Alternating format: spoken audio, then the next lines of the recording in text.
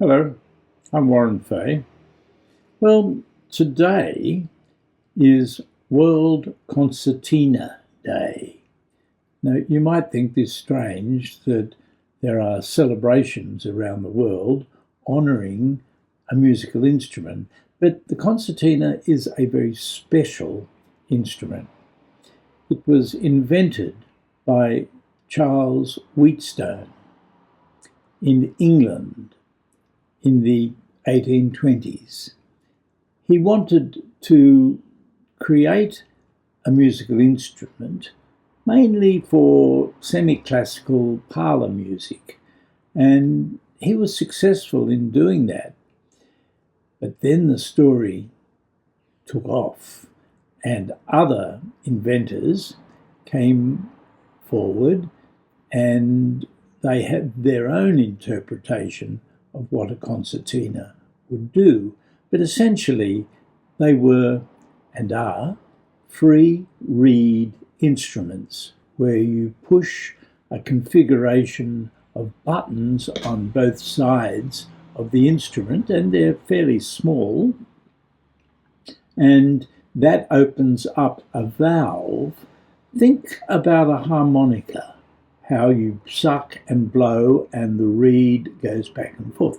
Same with the concertina, except the concertina was invented before the harmonica, and in fact before the piano accordion. It is a remarkable instrument. The main two types of concertina are what we call the English system concertina, and that has a lot more buttons or keys on either side, and you can play chromatic. So what you could play on a violin, you could play on an English concertina. The Anglos tend to come in key combinations, so a CD, a GF, or whatever.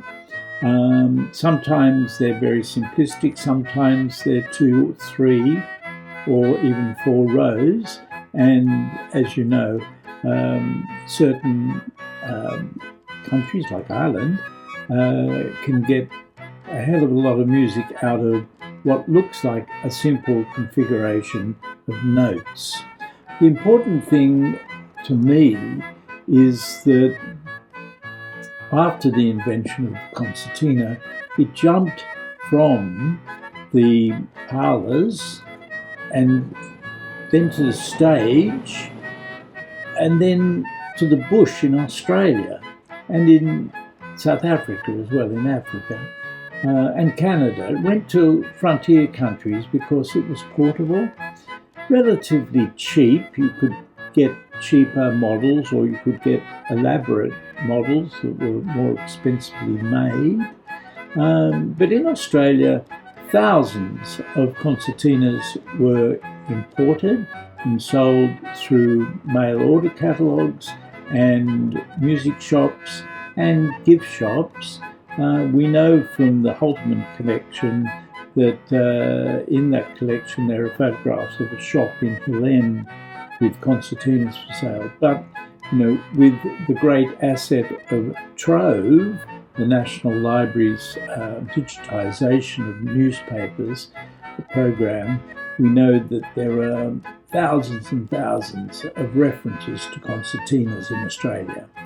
They were loved by the Bushmen because they could sit round a campfire or in the shearing shed quarters and knock out a tune, accompany a song, although the Australian tradition was mainly unaccompanied singing, but I suspect that there were some concertina players who invited people to join in the songs with them, and just that we didn't record any that I know of who actually sang and played at the same time, unlike the accordion where there were some collected examples. So a great instrument. It does colloquially, or it's often associated with the sea, with sailors. You'll see sailors singing shanties and having a concertina. I don't think concertinas enjoyed going to sea with the salt air myself, because the reeds tend to get a bit dicey. But it was certainly associated with the Australian bush. So here's to Sir Charles Wheatstone, inventor of many things, but of course the wonderful instrument that we now know as the concertina.